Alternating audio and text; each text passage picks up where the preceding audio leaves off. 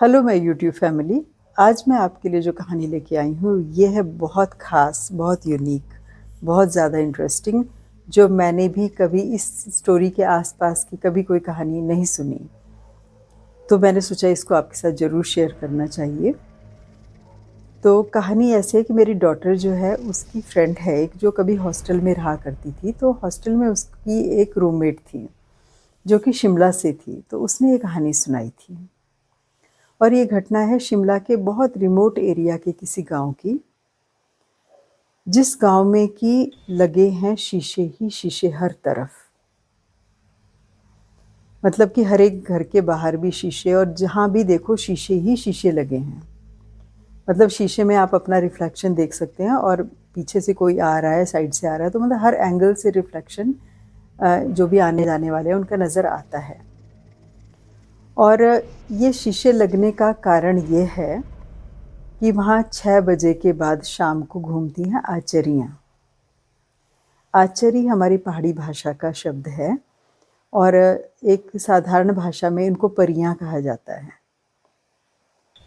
और 6 बजे के बाद उस गांव में कोई भी घर से बाहर नहीं निकलता, क्योंकि अगर वो आचरी किसी को दिख जाती है या वो आचरी ने किसी को देख लिया तो उस व्यक्ति की मृत्यु निश्चित है। कुछ इस तरह की परिस्थितियां बनेंगी कि उसकी असामयिक मृत्यु तय है। ये गांव में एक्सपीरियंस किया है लोगों ने, ये लोगों के साथ हुआ है। तो 6 बजे के बाद कोई भी बाहर नहीं निकलता। तो एक दिन क्या हुआ, जो घटना सुना रही है लड़की, उसकी मामी जी दिन में सो गई और जब उनकी नींद खुली तो उनको ध्यान आया कि मैंने तो छत पे कपड़े सुखाने डाले हैं। तो वो हड़बड़ाई से एकदम से उठी और छत की तरफ भागी और कपड़े खींचने लगी। वो फटाफट फटाफट तार से कपड़े निकालने लगी और उनको बिल्कुल ये अंदाज़ा नहीं रहा कि शाम हो चुकी है और शाम के काफ़ी अंधेरा सा होने लगा है। उन्होंने टाइम का तो ध्यान ही नहीं दिया टाइम के ऊपर। तो वो कपड़े फटाफट फटाफट खींचने लगी और जब वो आखिरी कपड़ा उन्होंने खींचा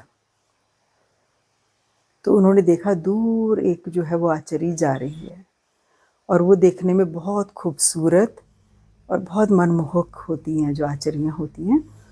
तो उसने देखा और उसने नीचे आकर के फटाफट फटाफट कपड़े समेटे, लेकिन उसने किसी को कुछ नहीं बताया और वो अपने घर के कामकाज में लग गई और वो सो गई। और शाम के टाइम से, मतलब रात से, फिर उनकी तबीयत ख़राब होनी शुरू हुई और वो बिल्कुल पीली पीली पड़ने लग गई।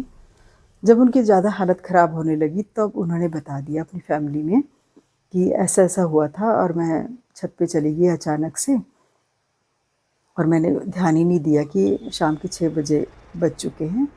और जैसे मैं लास्ट कपड़ा खींच रही थी तो मुझे दिखाई दी आचरी जाते हुए, क्योंकि वहाँ तो जनरली कोई जाता ही नहीं है, रोड पे खाली रहती है और छोटा सा प्लेस है जिसकी घटना है।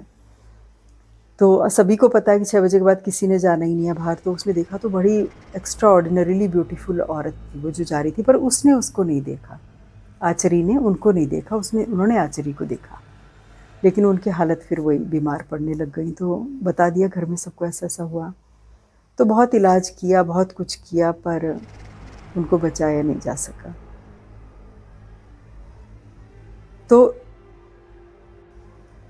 तो उस गांव में शीशे लगाने का कारण यही है कि जो आचरी होती है, जो घूमती है गांव में, वो अपने स्वरूप को शीशे में देख के डर के मारे चीख के भाग जाती है। क्यों? क्योंकि उसका जो असली स्वरूप है वो है बहुत ही भयानक विभत्स स्वरूप, और जो लोग दुनिया को दिखाई देता है स्वरूप वो है बहुत ज़्यादा खूबसूरत और सुंदर स्वरूप। तो शीशे लगाने का यही कारण है, ताकि वो अपने स्वरूप को देखे और डर के मारे वो भाग जाए। तो इस तरह की घटनाएं हमें सोचने पर मजबूर करती हैं कि क्या ऐसा हो सकता है, होता होगा ऐसा। लेकिन संसार में कुछ भी असंभव नहीं है। और ये मैं आप पर छोड़ती हूँ कि अब आप इस कहानी को कैसे लेते हैं, और आप मुझे कमेंट सेक्शन में ज़रूर बताइएगा कि आपको ये कहानी कैसी लगी।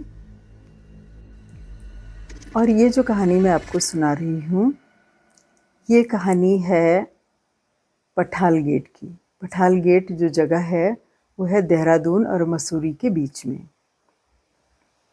तो घटना ऐसी है कि एक बार एक व्यक्ति जो है वो मसूरी में कोई शादी अटेंड करने के लिए गया और शादी अटेंड करके वो वापस आना चाह रहा था देहरादून। तो रात बहुत ज़्यादा हो गई थी, रात के 11-12 बज गए थे।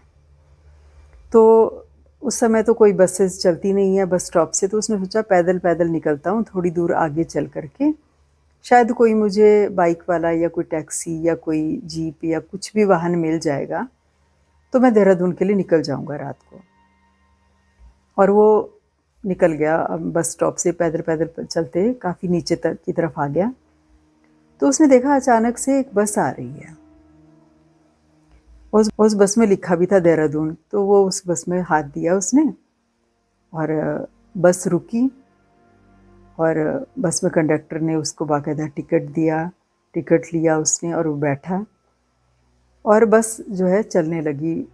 काफ़ी अंधेरा घुमावदार रास्ते हैं मसूरी से देहरादून के लिए। डिस्टेंस तो बहुत ज़्यादा नहीं है लेकिन रास्ता बहुत ही ज़्यादा खतरनाक है। तो बस कंडक्टर ने क्या किया, पठाल गेट के पास गाड़ी रोकी और कहा कि उतर जाओ। तो उसने कहा लड़के ने कि भाई क्यों उतर जाऊँ, मैं तो देहरादून की टिकट ली है, मुझे देहरादून छोड़ो। उन्होंने कहा नहीं नहीं ये बस यहीं तक ही जाती है, उतरो तुम यहाँ से। और ज़बरदस्ती उसको बस से नीचे उतार दिया। और वो बड़ा परेशान कि ये कैसे, क्या भाई ये पैसे ले लिए देहरादून के और मुझे उतार दिया पठाल गेट। लेकिन अब वो क्या कर सकता था, उतार दिया। वो थोड़ी देर इंतज़ार करता रहा शायद कुछ और मिल जाए, लेकिन नहीं मिला। तो पैदल पैदल पैदल अपना देहरादून की तरफ को, थोड़ा सा ही डिस्टेंस बचा था, वो अपना पैदल चलने लगा। तो पठाल गेट के पास ही ना पुलिस थाना है। तो पुलिस वालों ने देखा उसको, उन्होंने सोचा पता नहीं कौन शराबी या कोई नशेड़ी रात को, पता नहीं कौन है, कैसे घूम रहा है रात को। तो उन्होंने उसको पकड़ लिया और उसको बोला भाई तू कहाँ से आ रहा है इतनी रात को और पी रखी है तूने? उसने कहा कि नहीं सर, मैं तो मसूरी में शादी अटेंड करके आ रहा हूँ और मेरे को यहाँ पे पठाल गेट में बस से उतरा हूँ मैं। तो पुलिस वालों ने कहा भाई कौन सी बस चलती है रात को मसूरी से, इतनी रात को कौन सी बस चलती है देहरादून के लिए? उसने कहा सर वो नहीं मुझे पता, मैं तो बस से उतरा हूँ, ये देखो टिकट देखो मेरी जेब में। तो जेब में हाथ डाला तो उसमें कोई टिकट ही नहीं।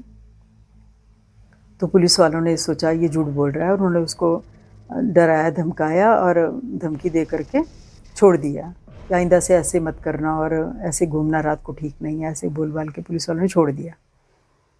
तो पैदल चलते चलते अपने घर आ गया और नेक्स्ट डे फिर उसने अपने एक फ्रेंड को एक घटना सुनाई कि यार पता नहीं है, मेरे को तो देहरादून आ रहा था मैं मसूरी से और पठाल गेट पे मुझे छोड़ दिया, कंडक्टर ने पैसे भी ले लिए पूरे और मुझे पुलिस वालों ने पकड़ लिया और पूरी घटना उसे सुनाई।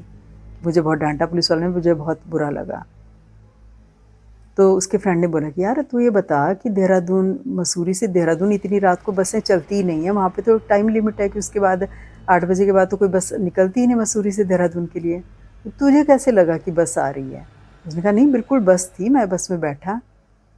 तब उसके फ्रेंड ने उसको बोला कि देहरादून, मसूरी से देहरादून इतनी रात को बसें चलती ही नहीं है, वहाँ पे तो टाइम लिमिट है कि उसके बाद 8 बजे के बाद तो कोई बस निकलती ही नहीं मसूरी से देहरादून के लिए, तो तुझे कैसे लगा कि बस आ रही है? उसने कहा नहीं बिल्कुल बस थी, मैं बस में बैठा। तब उसके फ्रेंड ने उसको बोला कि बहुत साल पहले एक मसूरी से बस आ रही थी देहरादून के लिए, पठाल गेट के पास ही एक्सीडेंट हुआ था और वो बस जो है गिर गई थी खाई में और वो बस काफ़ी लोगों को नज़र आती है। कहीं तुझे वही बस तो नहीं मिल गई थी? लग रहा हो कि कोई इस तरह की भूत प्रेतों की या कुछ ऐसी बस हो। लेकिन उसके दोस्त की बात भी सही थी कि 8 बजे के बाद तो कोई बस चलती ही नहीं है। तो ये सुनते ही उसके पूरे शरीर में एकदम से सिहरन उठ गई। तो अब आप बताइए कि ये क्या हो सकता था जो उसके दोस्त का अनुभव था? आप मुझे कमेंट सेक्शन में ज़रूर बताएं और आप विचार करें कि क्या हो सकता था।